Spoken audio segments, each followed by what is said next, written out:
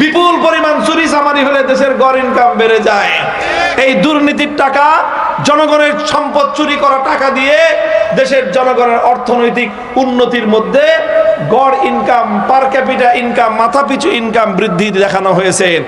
ইসলাম বলে এই ধোঁকাবাজির মাথাপিছু ইনকামের হিসাব ইসলাম কেয়ার করে না। ইসলাম তখনই একটা দেশের অর্থনৈতিক উন্নতিকে উন্নতি বলে যদি সেই দেশের ধনীদের সম্পদ দিয়ে গরিবদের প্রয়োজন যেদিন পূরণ হবে, যেদিন একটা দেশের মধ্যে ধনী আর গরিবের মধ্যে বৈষম্য কমে আসবে, যেই দেশের অর্থনীতির মধ্যে ধনী আর দরিদ্রের মধ্যে সম্পদের বৈষম্য কমবে, সেদিনই হলো প্রকৃত অর্থে দেশের অর্থনৈতিক উন্নতি হলো। মুহতারাম হাজিরিন, একটু এই জন্য আমি বলেছিলাম, আল্লাহ পাক এই জন্যই বলেছেন ইমানদাররা যদি ক্ষমতা পায় নামাজ কায়েম করার পরে 2 নম্বর কাজ কি করবে? আতাউজ যাকাত, যাকাত ভিত্তিক অর্থ ব্যবস্থা বাস্তবায়ন করবে। যাকাত ভিত্তিক অর্থ ব্যবস্থা বাস্তবায়ন করার অর্থ শুধু এটা নয়, শতকরা 2.5% নিয়ে গরিবের মধ্যে বন্টন করে দিবে, শুধু এতটুকু নয়।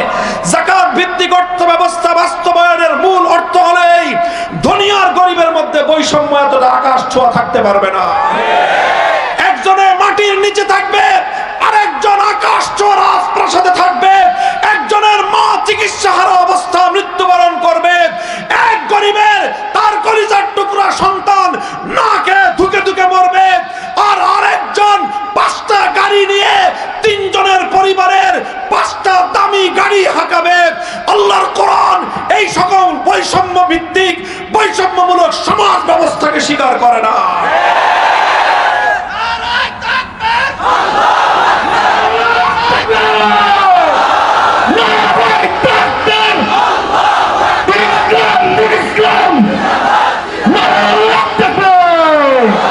ভাই, আমার আর কোনো কথা নাই, এই কথাটুকু আপনাদেরকে বললাম সংক্ষেপে বোঝানোর জন্য। আমরা চাই, আমরা এই দেশ, এই বাংলাদেশ একদিনে গড়ে ওঠে নাই। এই বাংলাদেশ গড়ার পিছনে বহু লম্বা ইতিহাস, সেই ইতিহাস বলার সময় আমার নাই। সেই ইতিহাস হলো এই বাংলাদেশটা গড়া হয়েছিল জুলুম এবং শোষণ থেকে মুক্তির জন্য। এই বাংলাদেশকে তৈরি করা হয়েছিল মুসলিম জাতিসত্তার বিকাশ সাধন করার জন্য। এই বাংলাদেশ তৈরি করা হয়েছিল কলকাতার দাদাবাবুদের আধিপত্য থেকে মুক্ত হওয়ার জন্য। এই বাংলাদেশ স্বাধীন করা হয়েছিল দিল্লির গোলামীর জিঞ্জির ছিন্ন করার জন্য। এই বাংলাদেশ জন্ম দেওয়া হয়েছিল সকল প্রকার জুলুম আর বৈষম্যের বিরুদ্ধে যুদ্ধ করার জন্য। আল্লাহ বলেন যে যারা ইমানদার, ইমানদারদের অনেকগুলি আলোচনা আল্লাহ ইতিপূর্বে করেছেন। শেষে আল্লাহ বলেন যে ইমানদার তো তারাই যদি আমি সেই সকল ইমানদারদেরকে ক্ষমতা প্রদান করি। তাহলে ইমানদাররা ক্ষমতা পেয়ে কি করবে? আল্লাহ বলেন যে ইমানদাররা ক্ষমতা পেয়ে অগ্রাধিকারের ভিত্তিতে সর্বপ্রথম 4টি কাজ করবে। কয় কাজ? ইসলামী সরকারের সর্বপ্রথম কাজ হলো 4টা। 1 নম্বর কাজ হলো আকামুস সালাত, তারা মুসলিম সমাজের মধ্যে নামাজ কায়েম করবে। 2 নম্বর কাজ হবে আতাউজ যাকাত, তারা মুসলিম সমাজের মধ্যে যাকাত ব্যবস্থা বাস্তবায়ন করবে। 3 নম্বর কাজ হবে তাদের আমারু বিল মারুফ, রাষ্ট্রের পক্ষ থেকে তারা সৎ কাজের সকল আদেশগুলো জারি করবে। 4 নম্বর কাজ হবে ওয়ানাহাউ আনিল মুনকার, সকল অন্যায়, খোদাদ্রোহী, পাপ কাজের প্রতি তারা নিষেধাজ্ঞা জারি করে সার্কুলার জারি করে দিবে। এই 4টা কাজ হলো প্রথম কাজ। আল্লাহ পাক রব্বুল আলামিনের পক্ষ থেকে যদি আল্লাহ পাক কোনো মুসলিম জনগোষ্ঠীকে, কোনো ইমানদারকে যদি আল্লাহ পাক রাষ্ট্র ক্ষমতা প্রদান করেন। মুহতারাম হাজিরিন, আমি এখানে ছোট্ট করে 2টো কথা বলবো। প্রথম কথা হলো নামাজ এবং যাকাতের কথা সুনির্দিষ্টভাবে আল্লাহ পাক এই 2টি ইবাদতের কথা উল্লেখ করেছেন। আমাদের মধ্যে স্বাভাবিকভাবে ধারণা আছে যে যারা রাষ্ট্র পরিচালনা করে, সরকার পরিচালনা করে, সরকারের কাজ হলো রাস্তাঘাট নির্মাণ করা, সরকারের কাজ হলো ব্রিজ কালভার্ট নির্মাণ করা, সরকারের কাজ হলো দেশের মানুষের জীবনযাত্রার মান উন্নত করা, সরকারের কাজ হলো দেশের অর্থনৈতিক উন্নয়ন ঘটানো, সরকারের কাজ হলো কর্মক্ষেত্র তৈরি করা, সরকারের কাজ হলো কর্মসংস্থান তৈরি করা। এই জাতীয় কাজগুলোকেই আমরা সরকারের কাজ বলে মনে করি। কিন্তু আল্লাহ বলতেছেন যে সরকারের কাজ রাস্তাঘাট নির্মাণ করা ঠিক আছে, জনগণের কর্মসংস্থান তৈরি করা সরকারের দায়িত্ব, এটাও ঠিক আছে। ব্রিজ কালভার্ট নির্মাণ করা সরকারের দায়িত্ব, এটাও ঠিক আছে। দেশের জনগণের অর্থনৈতিক উন্নয়ন করা এটাও সরকারের দায়িত্ব, তাও ঠিক আছে। তবে সব দায়িত্বের আগে সরকারের প্রথম দায়িত্ব হলো মুসলিম সমাজের মধ্যে নামাজ কায়েম করা। কারণটা কি? নামাজ কায়েম করার এত গুরুত্বের কারণটা কি? দেখেন, নামাজ কায়েম করার গুরুত্বের কারণ আমি ইতিহাস থেকে বলি আপনাদের কাছে। খলিফাতুল মুসলিমিন ওমরে ফারুক রাদিয়াল্লাহু তাআলা আনহু নাম শুনেছেন? বিশ্ব ইতিহাসের অন্যতম সফল রাষ্ট্রনায়ক। সারা পৃথিবীর ইতিহাসের যদি 10 জন রাষ্ট্রনায়কের নাম লেখা হয় সফল, খলিফা ওমরের নাম বাদ দিয়ে 10টা নাম তালিকা জমা করা সম্ভব? খলিফা ওমর রাদিয়াল্লাহু আনহু ইতিহাসের অন্যতম সফল এবং সেরা রাষ্ট্রনায়ক। তিনি কিভাবে সফলতা অর্জন করেছিলেন, তিনি কিভাবে এরকম সাম্য, ইনসাফ, ন্যায়পরায়ণতার ভিত্তিতে একটা উন্নত খেলাফা রাষ্ট্র কিভাবে তিনি গঠন করেছিলেন, বুখারী শরীফের হাদিসের মধ্যে তার একটা নীতির কথা বর্ণনা হয়েছে যে খলিফা ওমর যেই সকল নীতির উপর রাষ্ট্রকে পরিচালনা করতেন তার একটা নীতি তিনি বর্ণনা করেছেন। খলিফা ওমর রাদিয়াল্লাহু আনহু তিনি একবার তার রাষ্ট্রের গুরুত্বপূর্ণ সকল রাষ্ট্রীয় কর্মকর্তা, আমলা, গভর্নর, রাষ্ট্রের প্রাদেশিক যে সকল মুখ্যমন্ত্রী যারা আছেন তাদের সকলকে লক্ষ্য করে খলিফা ওমর রাদিয়াল্লাহু আনহু একটা রাষ্ট্রীয় ফরমান জারি করলেন। সেই রাষ্ট্রীয় ফরমানে খলিফা ওমর কি লিখলেন? বুখারী শরীফের হাদিসের মধ্যে তার ভাষ্য বর্ণিত হয়েছে। তিনি বললেন, ইন্না আহাম্মা উমুরিকুম ইনদি আস-সালাহ ফামান হাফিজাহা ফাহুয়া লিমা সিওয়াহা আহফাজ ওয়া মান দাইয়াহা ফাহুয়া লিমা সিওয়াহা আদিয়াউ। হে আমার রাষ্ট্রের গভর্নর, সরকারি আমলা, কর্মকর্তা, মন্ত্রী, মিনিস্টার যারা আছো, তোমরা শুনে রেখো, আমি খলিফা ওমর, আমার দৃষ্টিতে তোমাদের সবচেয়ে গুরুত্বপূর্ণ দায়িত্ব হলো ঠিকমতো নামাজ কায়েম করা। কারণ কি? তিনি সেটাও কারণ বললেন, ফামান হাফিজাহা ফাহুয়া লিমা সিওয়াহা আহফাজু।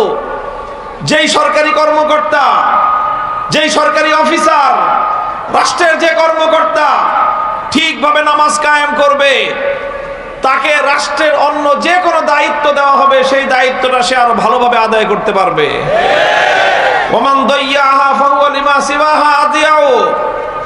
আর রাষ্ট্রের যেই কর্মকর্তা নামাজকে ধ্বংস করবে, রাষ্ট্রের যেই কর্মকর্তা নামাজ কায়েম করার ক্ষেত্রে গাফলতি করবে, তাকে রাষ্ট্র এবং জনগণের যেই দায়িত্বই প্রদান করা হোক না কেন, সেই দায়িত্ব সে সুচারুরূপে আঞ্জাম দিতে পারবে না, বরং সেখানেই সে খেয়ানত করবে, সেটাকেই সে ধ্বংস করবে।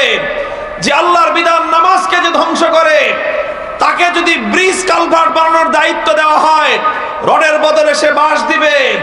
তাকে যদি রাস্তা নির্মাণ করার দায়িত্ব দেওয়া হয়, রাস্তার মধ্যে বিটুমিন আর আলকাতরার বদলে সে কেরোসিন তেল ঢালবে। তাকে যদি জনগণের মধ্যে গম বন্টন করার দায়িত্ব দেওয়া হয়, জনগণের গম চুরি করে সে খাবে।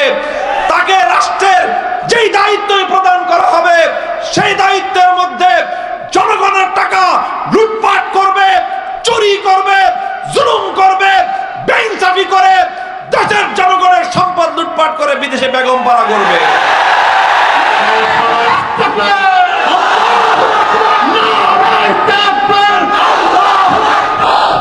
মুহতারাম হাজিরিন, এই জন্যই রাসূল আকরাম সাল্লাল্লাহু আলাইহি ওয়াসাল্লাম, এই জন্যই খলিফাতুল মুসলিমিন হযরত ওমর ফারুক রাদিয়াল্লাহু আনহুর নীতি ছিল, তিনি রাষ্ট্রের গুরুত্বপূর্ণ দায়িত্ব নিয়োগ করার আগে খেয়াল করতেন যে ওই লোকটা নামাজের ব্যাপারে কতটুকু যত্নশীল। ওনার নীতি ছিল যে নামাজের প্রতি যত্নশীল, রাষ্ট্রীয় দায়িত্ব পালন করার ক্ষেত্রে সে যত্নশীল হবে। যে নামাজের প্রতি যত্নশীল নয়, তার দ্বারা মুসলিম রাষ্ট্রের কোনোদিন কল্যাণ হতে পারে না। কারণ নামাজের দ্বারা যেই জিনিস হয়, আল্লাহর কোরআন বলেছে ইন্নাস সালাতা তানহা আনিল ফাহশাই ওয়াল মুনকার, নামাজের দ্বারা, নামাজ মানুষকে অন্যায় এবং অশ্লীল কাজ থেকে বিরত রাখে, নামাজ মানুষকে পাপাচার থেকে বিরত রাখে, নামাজ মানুষকে দুর্নীতি থেকে বাঁচায় রাখে, নামাজ মানুষকে লুটপাট থেকে বিরত রাখে, নামাজ মানুষকে যাবতীয় অন্যায় পাপ কর্ম থেকে নামাজ মানুষকে বিরত রাখে। এই জন্য আল্লাহ পাক রব্বুল আলামিন দেশের উন্নয়নের জন্য, জাতির উন্নয়নের জন্য রাষ্ট্রকে বলেছেন, সরকারকে বলেছেন, তোমরা যদি আল্লাহর উপর বিশ্বাসী সরকার হয়ে থাকো তাহলে মুসলিম জনগণের মধ্যে নামাজ ব্যবস্থা কায়েম করো। নামাজ ব্যবস্থার মাধ্যমে যেটা হবে সেটা হলো দেশের মানুষের মধ্যে নীতির, নৈতিকতার উন্নয়ন ঘটবে, সরকারি আমলা কর্মকর্তাদের মধ্য থেকে দুর্নীতি দূর হবে, তাদের মধ্যে সততা প্রতিষ্ঠিত হবে। কোন দেশ এবং জাতি ততক্ষণ পর্যন্ত উন্নত হতে পারে না যতক্ষণ পর্যন্ত সেই জাতির সরকারি কর্মকর্তা কর্মচারীদের মধ্যে দুর্নীতি বন্ধ না হয়। আজ এই কথা বলতে আমাদের কোনো দ্বিধা নাই।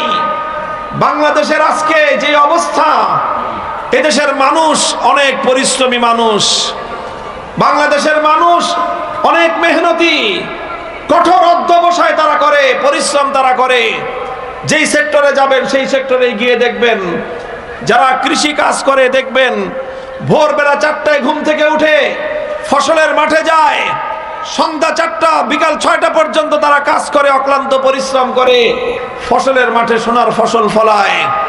যদি আপনি শ্রমিকদেরকে দেখেন, শ্রমিকরা 8 ঘন্টা 10 ঘন্টা 12 ঘন্টা মাথার ঘাম পায়ে ফেলে তারা কাজ করে। আপনি যদি দিনমজুরদেরকে দেখেন, দিনমজুর, রিক্সাওয়ালা, শ্রমিক, ওই ভ্যান গাড়ি চালক, কুলি, মোটে মজদুর, প্রত্যেকটা মানুষ পরিশ্রম করে তারা পয়সা উপার্জন করে। তাদের এই সকল উপার্জন হালালের উপর হালাল, শতভাগের উপর শতভাগ হালাল, এইভাবে তারা ন্যায় নীতির সাথে অর্থ উপার্জন করে। যারা আমাদের প্রবাসী রেমিটেন্স যোদ্ধা ভাইয়েরা বোনেরা আছেন বিদেশে তারা শুধু মাথার ঘাম পায়ে ফেলে না, তারা রক্ত পানি করে অর্থ উপার্জন করে। বিদেশে যায় এক একটা যুবক ছেলে, এক একটা তরুণ কর্মবীর, তারা 8 ঘন্টার জায়গায় কখনো 10 ঘন্টা 12 ঘন্টা 14 ঘন্টা এমনকি 16 ঘন্টা পর্যন্ত পরিশ্রম করে। চিন্তা করে আসছি বিদেশে, আমার বাপ মা ভাই বোন সবাই দেশে আছে, আমি যদি এখানে একটু কষ্ট করে টাকা পাঠাই আমার পরিবার ভালো থাকবে। পরিবারকে একটু ভালো রাখার জন্য এক একটা যুবক সৌদি আরব থেকে কুয়েত পর্যন্ত, কাতার থেকে নিয়ে বাহরাইন পর্যন্ত, ইউরোপ আমেরিকার দেশে দেশে আমার রেমিটেন্স যোদ্ধা এই সকল যুবকেরা কিভাবে তারা মেহনত করে, যারা বিদেশে না গিয়েছেন কোনোদিন চিন্তা এবং কল্পনা করতে পারবেন না। এইভাবে পরিশ্রম করে করে যেই টাকা উপার্জন করে, নিজে ভোগ বিলাসিতা করে না, নিজে আরামায়েশ করে না, নিজের রক্ত পানি করা পয়সা দেশের মানুষের জন্য পাঠায়, পরিবারের জন্য পাঠায়, দেশের উন্নয়নের জন্য টাকা পাঠায়। আর এই সব টাকাগুলো থেকে সরকারি কোষাগারে এই গরিব মানুষের টাকা থেকে ভ্যাট এবং ট্যাক্সের টাকা জমা হয় সরকারের কোষাগারে। আপনাদের অনেকের ধারণা যে সরকার চালায় বড় লোকরা, এই ধারণা আছে কারো? এটা সম্পূর্ণ ভুল ধারণা। বড় লোকরা সরকার চালায় না, শিল্পপতিরা সরকারকে ট্যাক্স দেয় না। খবর নিয়ে দেখবেন, আমি জানি, আমি অর্থনীতির ছাত্র, আমি জানি শিল্পপতিরা সিস্টেম জানে কতভাবে সরকারের ট্যাক্স ফাঁকি দিতে হয়। যারা এই বিশাল বিশাল দেখেন শিল্পপতি, শত শত হাজার হাজার কোটি টাকার মালিক, 3টা 4টা BMW প্রাডো গাড়ি হাঁকায়, 10টা 15টা বাড়ি আছে যাদের, এই সকল বিপুল পরিমাণ সম্পদের যাদেরকে মালিক দেখা যায়, এদের হিসাব টানলে দেখা যাবে এদের অধিকাংশই দেউলিয়া, কোনো টাকা নাই।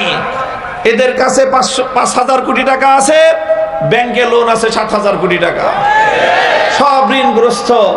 এরা সরকারকে লোন দেয়, ট্যাক্স দেয় না, বলে যে আমার তো লোন আছে, আমার তো ঋণ আছে, আমি তেমনি নিজে ফকির, আমি কি তোমার ট্যাক্স দেব? বড় লোকরা ট্যাক্স দেয় না, বড় লোকরা খালি ফাঁকি দেয়। ট্যাক্স দেয় গরিবরা। বলবেন গরিবরা হুজুর ট্যাক্স দিল কই, আমরা তো ট্যাক্স দেই না। আপনি জানেন না, কিন্তু সরকার সিস্টেমে আপনার ট্যাক্স কেটে নেয়। ভ্যাট, ভ্যাট নাম শুনছেন? ভ্যাট, এই ভ্যাটের নামে সরকারি কোষাগারে ট্যাক্স চলে যায়।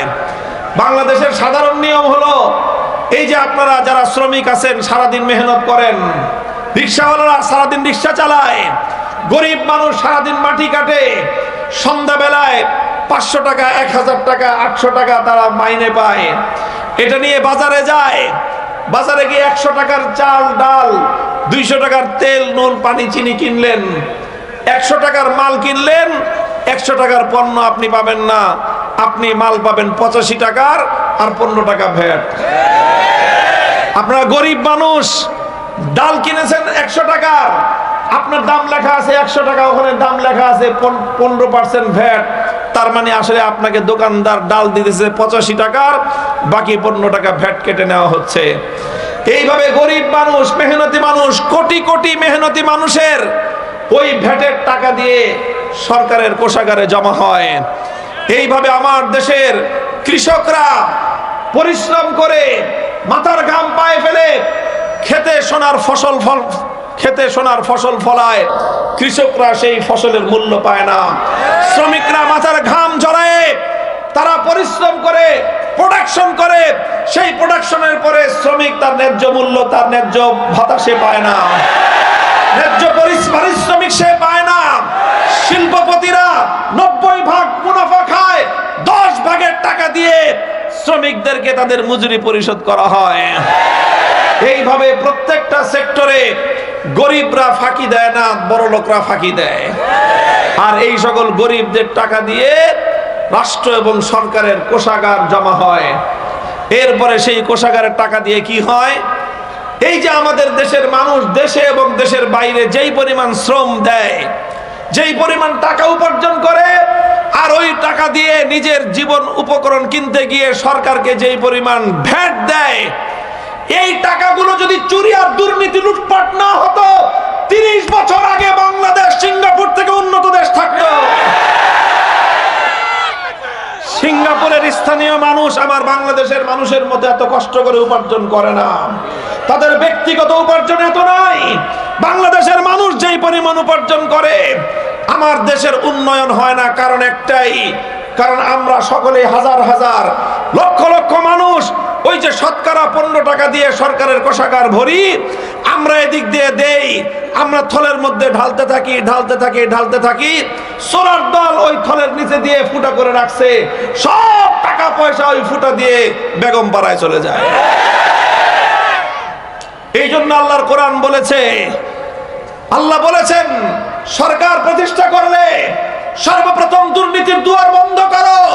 দুর্নীতির দুয়ার যতদিন বন্ধ না করবা, ততদিন পর্যন্ত জাতি এবং রাষ্ট্রের উন্নতি হতে পারে না। ইন্নাস সালাতা তানহা আনিল ফাহশাই ওয়াল মুনকার। মুহতারাম হাজিরিন, এই জন্য আমি বললাম, আল্লাহ বলেছেন ইমানদারদেরকে ক্ষমতা দিলে তাদের সর্বপ্রথম কাজ হবে নামাজ কায়েম করা, তাদের 2 নম্বর কাজ হবে যাকাত বাস্তবায়ন করা। যাকাত বাস্তবায়ন করার অর্থ কি? যাকাত বাস্তবায়ন করার অর্থ হলো যাকাত ভিত্তিক অর্থনীতি সমাজের মধ্যে, যাকাত ভিত্তিক অর্থ ব্যবস্থা সমাজে বাস্তবায়ন করা। যাকাত ভিত্তিক অর্থ ব্যবস্থার অর্থ কি?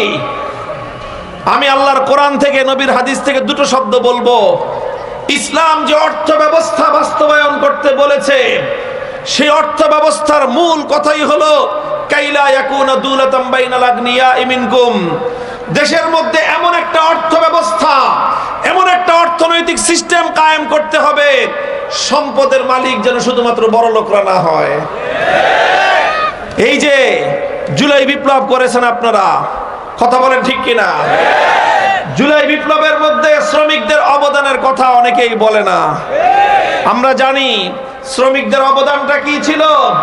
জুলাই বিপ্লব শুরু করেছে ছাত্ররা, জুলাই বিপ্লব শুরু করেছে ছাত্র জনতা। ছাত্ররা যেমন জুলাই বিপ্লব করেছে, প্রতিটি পয়েন্টে বৈষম্য বিরোধী আন্দোলনে, স্বৈরতন্ত্রের বিরুদ্ধে, ফ্যাসিবাদের বিরুদ্ধে, জুলুমতন্ত্রের বিরুদ্ধে ঢাকা শহরের প্রতিটি পয়েন্টে পয়েন্টে ছাত্র জনতাকে বুকের রক্ত দিয়ে সাহস জুগিয়েছে শ্রমিকরা। আপনি হিসাব করে দেখেন কতজন শ্রমিকের রক্ত গিয়েছে জুলাই বিপ্লবে। এই শ্রমিকরা রক্ত দিয়ে, জীবন দিয়ে বিপ্লব আনে। প্রতিটি পরিবর্তনের সময়, প্রতিটি বিপ্লবে সবচেয়ে বেশি রক্ত দেয় শ্রমিক জনতা। ইতিহাস তার সাক্ষী। কিন্তু এই যেটা বলতেছিলাম যে সমাজের মধ্যে বৈষম্যটা কি? সমাজে অর্থ ব্যবস্থা অল্প কিছু মানুষ ভোগ করে, টাকা পয়সা অল্প কিছু মানুষের কাছে কুক্ষিগত হয়ে থাকে, দেশের সম্পদ অল্প কিছু মানুষ ভোগ করে, বিলাসিতা করে, আর সাধারণ মানুষ ব্যাপকভাবে তাদের অবস্থা হয় নুন আনতে পান্তা ফুরায়। তাদের অবস্থা হয় হাড় ভাঙ্গা খাটুনি খেটে রাত দিন 24 ঘন্টা পরিশ্রম করার পরেও স্ত্রীকে খুশি করার মতো একটু বাজার সদাই করা তাদের জন্য কঠিন হয়ে যায়। সন্তান অসুস্থ হলে কলিজার টুকরা সন্তানকে একটু সুচিকিৎসা দিবে, একজন গরিব শ্রমিক বাবার পক্ষে সেটা অনেক সময় সম্ভব হয়ে ওঠে না। গরিব শ্রমিক বাবার ঘরে যেই মা আছে, দুঃখিনী মা, অসুস্থ মা, সেই মা ধুকে ধুকে মৃত্যুর কোলে ঢলে পড়ছে। শ্রমিক সন্তানের পক্ষে চোখের অশ্রু ছাড়া আর কিছুই দেওয়া সম্ভব হয় না, কারণ মায়ের চিকিৎসার জন্য তার যেই প্রয়োজন, সেই প্রয়োজন মেটানোর মতো অর্থনৈতিক সঙ্গতি তার নাই। আর এই রাষ্ট্র শুধু বড়লোকদের নিরাপত্তা দেয়, এই রাষ্ট্র বড়লোকদের সমস্ত সার্ভিস দেয়, এই রাষ্ট্র শিল্পপতিদের নিরাপত্তা দেয়, এই রাষ্ট্র আমার শ্রমিক মেহনতি জনতার মৃত্যুমুখী মায়ের চিকিৎসা সেবা দিতে পারে না।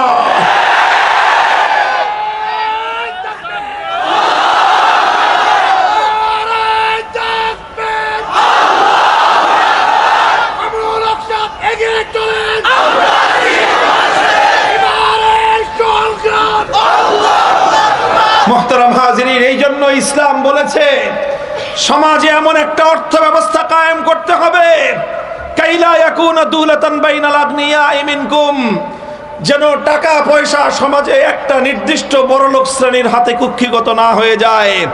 বরং অর্থ ব্যবস্থা এমন হতে হবে যে বড়লোক টাকা যতই কামাক, একটা নির্দিষ্ট পোরশন, একটা নির্দিষ্ট পার্সেন্টেজ গরিবের হাতে চলে আসতে হবে। এই রকম অর্থ ব্যবস্থা যতদিন দেশে কায়েম না করা যাবে, ততদিন পর্যন্ত বৈষম্য সমাজ থেকে দূর হবে না। বৈষম্য দূর হবে কিভাবে? আল্লাহর নবী আরেক হাদিসের মধ্যে বলেছেন যাকাতের কথা, তুখাযু মিন আগনিয়াইহিম ওয়া তুরাদ্দু আলা ফুকারাইহিম।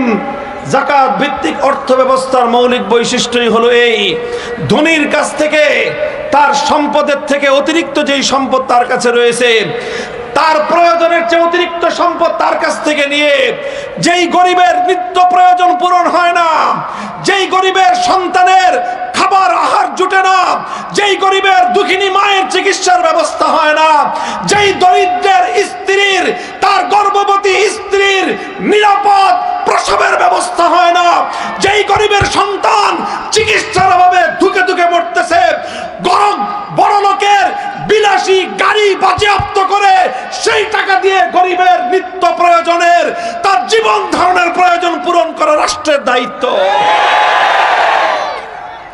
আমার রাষ্ট্রের যে অবস্থা, বড়লোকদের কাছ থেকে এই সকল বিলাসী দ্রব্য এগুলোকে বাজেয়াপ্ত করা লাগবে না, শুধুমাত্র গরিবের কাছ থেকে যেই ট্যাক্সগুলো নেওয়া হয়, যেই ভ্যাটগুলো নেওয়া হয়, এগুলো যদি এই সমাজপতিরা চুরি করে না খেত, দুর্নীতি আর লুটপাট না করত, বরং এই টাকাগুলো দিয়ে যদি দেশের জনগণের জন্য, গরিব দুঃখী সাধারণ মানুষের জন্য তাদের চিকিৎসার ব্যবস্থা করত, তাদের প্রয়োজনীয় নিত্য প্রয়োজন পূরণের ব্যবস্থা করত, তাহলে এই দেশের সাধারণ নাগরিকরা এখন চিকিৎসাহীন ভাবে মারা যেত না।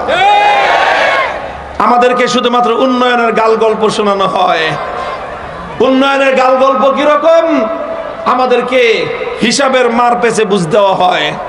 হিসাবের মার পেছ একটা আপনাদেরকে ছোট্ট করে বুঝাই, এটাই আমার আলোচনার শেষ টপিক। এরপরে আমি আমার কনক্লুশন এবং পরিসমাপ্তির দিকে যাব।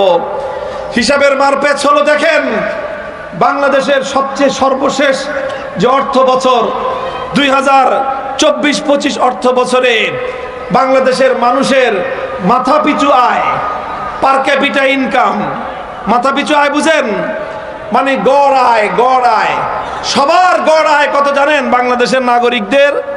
বাংলাদেশের নাগরিকদের গড় আয় হলো $2,820। বাংলাদেশি টাকায় হয় প্রায় 3,40,000 টাকা। বার্ষিক আয় 3,40,000 টাকা। তো বার্ষিক যদি 3,40,000 টাকা আয় হইতে হয়, তো ধরে নেন আপনার পরিবারে যদি 4 জন সদস্য থাকেন, 4 জন, আপনি, আপনার স্ত্রী, আপনার একটা ছেলে আর একটা মেয়ে, 4 জন সদস্য যদি হয়, তাহলে বাংলাদেশে এক একটা পরিবার পিছু, যেই পরিবারের 4 জন সদস্য আছে সেই পরিবারের মাসিক আয় আছে 14 লক্ষ টাকা। বার্ষিক আয় যদি 14 লক্ষ টাকা হয়, তাহলে মাসিক আয় হওয়া হয় কত? 1,20,000 টাকা করে। আমি আপনাদেরকে এই বিশাল মজমার মধ্যে জিজ্ঞাসা করতে চাই, হাজার হাজার মানুষ, আপনাদের কয়জনের এরকম মাসিক 1,20,000 টাকা ইনকাম আছে? হাত উঠান দেখি। এই যে হাজার হাজার মানুষ, লক্ষ লক্ষ মানুষ, এদের কারো কিন্তু 1,20,000 টাকা মাসে ইনকাম নাই। তাহলে গড়ে 18 কোটি মানুষের ইনকাম, গড়ে 18 কোটি মানুষের বার্ষিক ইনকাম 3,40,000 কিভাবে হলো? একটা গল্প শোনাই আপনাদেরকে। এক বেটা গেছে খাল পার হইতে। খাল পার হওয়ার সময় একজনকে, কৃষককে জিজ্ঞাসা করছে, এই বেটা, এই খাল যে পার হব, এই খাল পার হইতে আমার ঠাই হবে? কয় না, ঠাই হবে না, খালের মাঝখানে অনেক পানি, আপনি যদি খাল পার হইতে যান মাঝখানে গিয়ে ডুবে যাবেন।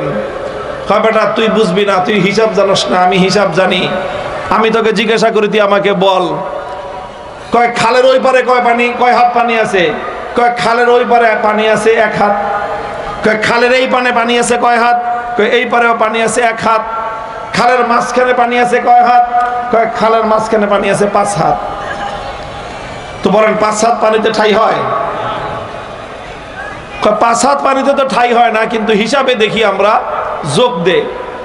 যোগ করো, 3 জায়গা থেকে পানি মাপছো, এক জায়গায় 1 হাত, আরেক জায়গায় 1 হাত, আরেক জায়গায় 5 হাত, তাহলে 5 যোগ 1 যোগ 1 কত হলো? 7 হাত পানি। এবার যেহেতু তুমি 3 জায়গা থেকে পানি নিছো, এবার তুমি ভাগ করো, 7 রে 3 দিয়ে ভাগ দাও, কয় হাত হয়েছে? 2.5 হাত। কয় হাত? 2.5 হাত না 2.5 হাত? 2.5 হাত। কয় এই খালে তাহলে পানি আছে গড়ে 2.5 হাত। গড় পানি কয় হাত? গড় পানি 2.5 হাত। এরপরে ঠ্যাঙের নিচ দিয়ে মাপে যে 2.5 হাত, এই হাঁটুর উপর পর্যন্ত হয়। কয় বেটা, এই খালে গড় পানি আছে 2.5 হাত, 2.5 হাত মানে আমার হাঁটু পর্যন্ত, এমনি পার হইতে পারবো। আর আপনারা বলেন তো দেখি, এখন যে খালের মধ্যে গড় পানি আছে 2.5 হাত, কথা তো ঠিক? কথা ঠিক কিনা? গড় পানি তো 2.5 হাত, কিন্তু তুমি এই গড় পানি মাইপা যদি খাল পার হইতে থাকো, মাঝখানে গিয়ে তুমি খালের মধ্যে ঠাই পাবে না, ডুবা মরবা। কেন? গড় পানির হিসাব ঠিক ছিল না? গড় হিসাব দিয়ে খাল পার হওয়া যায় না। কথা বলেন ঠিক কিনা? গড় হিসাব দিয়ে খাল পার হওয়া যায় না। আজকে আমাদের বাংলাদেশের সাধারণ মানুষকে ওনারা গড় হিসাব দেয়। একজনে দিয়ে গেছে 15 বছর, বলছে বাংলাদেশ উন্নয়নের রোল মডেল। কেমনে রোল মডেল হলো? কয় বলে মাথা পিছু ইনকাম বাড়তেছে। মাথা পিছু প্রত্যেক বছরই ইনকাম বাড়ে। আপনার আমার ইনকাম বাড়ুক আর না বাড়ুক, গড়ে ইনকাম বাইরে যায়। ওই যে আমি আর আপনি কিন্তু এই 1 হাত দিয়ে আছি, মাঝখান দিয়ে একজনে যে 5 হাত খেয়ে ফেলায়, এইভাবেই গড় ইনকাম বাড়ে। আশ্চর্য আরেকটা তথ্য হলো, এই অর্থনীতির পরিভাষায় মানুষ যে দুর্নীতি করে, এটাও কিন্তু একটা ইনকাম। রাষ্ট্রের সম্পদ যারা চুরি করে, এটাও একটা ইনকাম। তো এই জন্য বিপুল পরিমাণ দুর্নীতি হলে দেশের গড় ইনকাম বেড়ে যায়, বিপুল পরিমাণ চুরি চামারি হলে দেশের গড় ইনকাম বেড়ে যায়। এই দুর্নীতির টাকা, জনগণের সম্পদ চুরি করা টাকা দিয়ে দেশের জনগণের অর্থনৈতিক উন্নতির মধ্যে গড় ইনকাম, পার ক্যাপিটা ইনকাম, মাথাপিছু ইনকাম বৃদ্ধি দেখানো হয়েছে। ইসলাম বলে এই ধোঁকাবাজির মাথাপিছু ইনকামের হিসাব ইসলাম কেয়ার করে না। ইসলাম তখনই একটা দেশের অর্থনৈতিক উন্নতিকে উন্নতি বলে যদি সেই দেশের ধনীদের সম্পদ দিয়ে গরিবদের প্রয়োজন যেদিন পূরণ হবে, যেদিন একটা দেশের মধ্যে ধনী আর গরিবের মধ্যে বৈষম্য কমে আসবে। যেই দেশের অর্থনীতির মধ্যে ধনী আর দরিদ্রের মধ্যে সম্পদের বৈষম্য কমবে, সেদিনই হলো প্রকৃত অর্থে দেশের অর্থনৈতিক উন্নতি হলো। মুহতারাম হাজিরিন, একটু এই জন্য আমি বলেছিলাম, আল্লাহ পাক এই জন্যই বলেছেন ইমানদাররা যদি ক্ষমতা পায় নামাজ কায়েম করার পরে 2 নম্বর কাজ কি করবে? আতাউজ যাকাত, যাকাত ভিত্তিক অর্থ ব্যবস্থা বাস্তবায়ন করবে। যাকাত ভিত্তিক অর্থ ব্যবস্থা বাস্তবায়ন করার অর্থ শুধু এটা নয়, শতকরা 2.5% নিয়ে গরিবের মধ্যে বন্টন করে দিবে, শুধু এতটুকু নয়। যাকাত ভিত্তিক অর্থ ব্যবস্থা বাস্তবায়নের মূল অর্থ হলো এই, ধনী আর গরিবের মধ্যে বৈষম্য এতটা আকাশ ছোঁয়া থাকতে পারবে না। একজনে মাটির নিচে থাকবে, আরেকজন আকাশ ছোঁয়া রাজপ্রাসাদে থাকবে।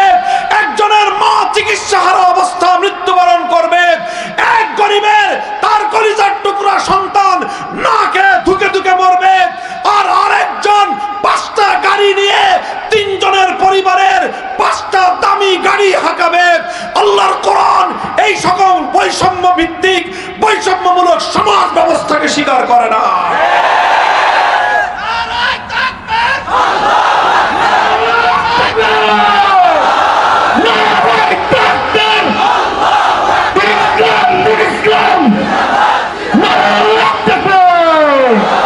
ভাই, আমার আর কোনো কথা নাই, এই কথাটুকু আপনাদেরকে বললাম সংক্ষেপে বোঝানোর জন্য।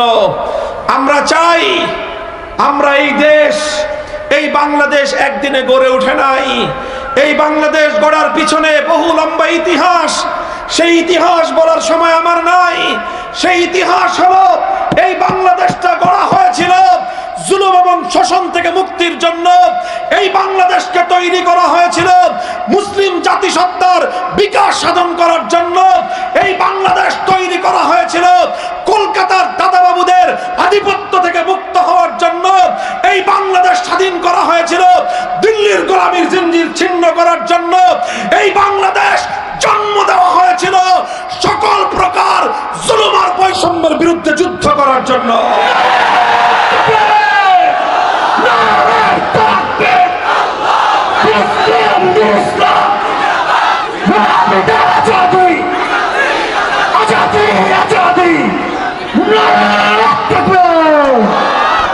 আমি যেই কথাটা বলতে চাই, সর্বশেষ যেই কথা বললাম, নামাজের মাধ্যমে সরকারি কর্মকর্তাদেরকে নীতিবান করে গড়ে তুলে দুর্নীতিমুক্ত সমাজ গড়া, যাকাত ব্যবস্থার মাধ্যমে অর্থনীতির বৈষম্য দূর করে একটা ইনসাফের সমাজ কায়েম করা।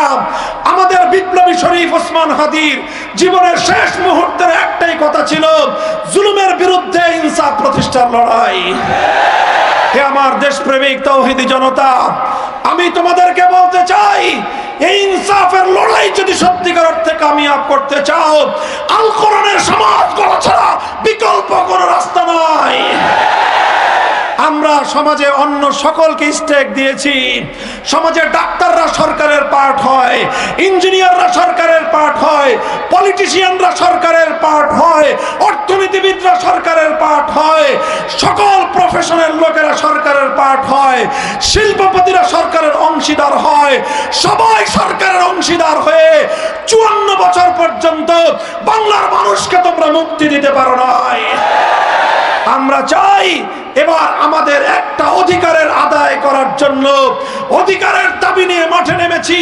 সেটা হলো অন্য সবাই থাকবে, কিন্তু আগামীর বাংলাদেশের রূপকল্প তৈরি করতে হলে বাংলাদেশের সরকার ব্যবস্থাপনায় সত্যিকার কোরআন হাদিসের গভীর এলেম সম্পন্ন আলেম ওলামাদের অংশীদারিত্ব চাই।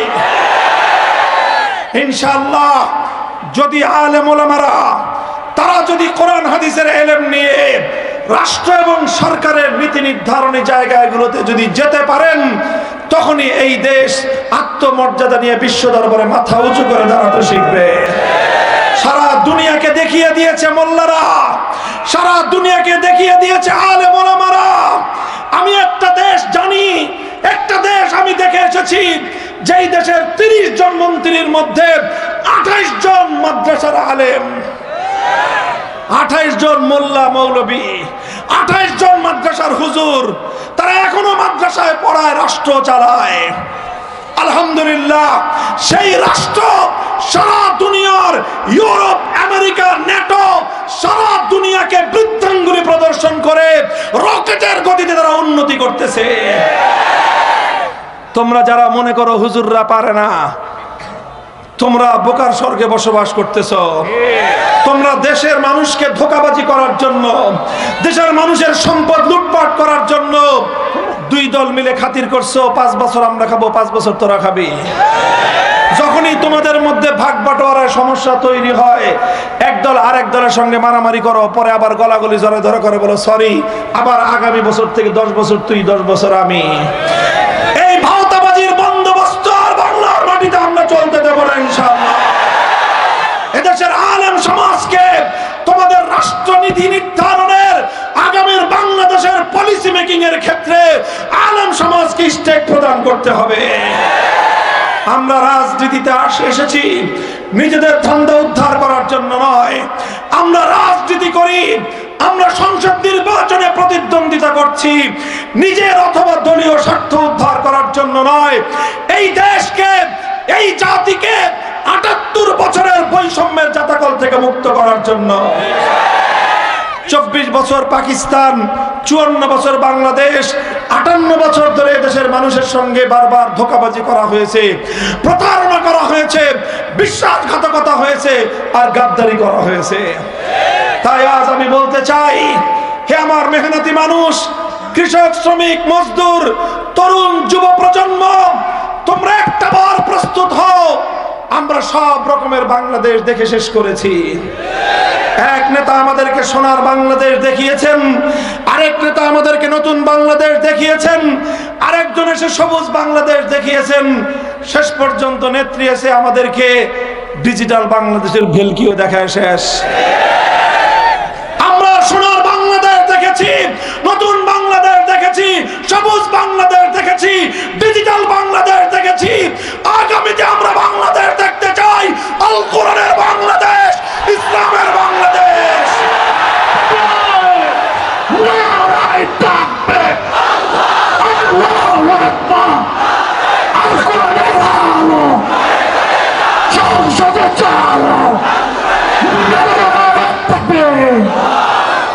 ইনশাআল্লাহ আমরা সেই লক্ষ্যে কাজ করে যাচ্ছি।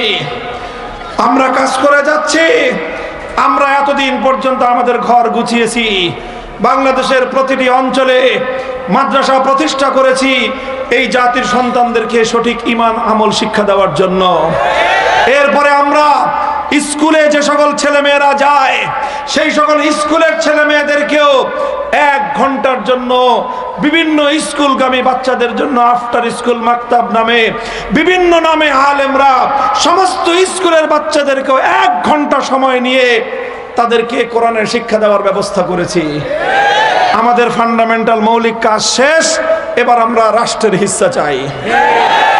আগামীতে আমরা রাজনীতিতে আসতে চাই, বাংলাদেশের রাজনীতি নিয়ন্ত্রণ করতে চাই।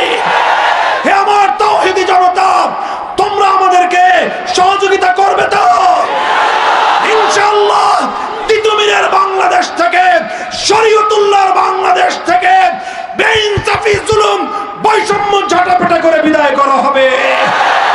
শরীফ ওসমান হাদিরা যে ইনসাফের জন্য রক্ত দিয়েছে, জীবন দিয়েছে, যদি আল কোরআনের ইনসাফ কায়েম করার জন্য শরীফ ওসমান হাদির মতো বুলেটের মুখে বুক পেতে দিতে হয়, মাথাকে বিদ্ধ করতে হয়, আল্লাহর কোরআন কায়েম করার জন্য, ইসলামের বিপ্লবের জন্য শাহাদাতের রক্ত দিতে কারা কারা প্রস্তুত থাকবা?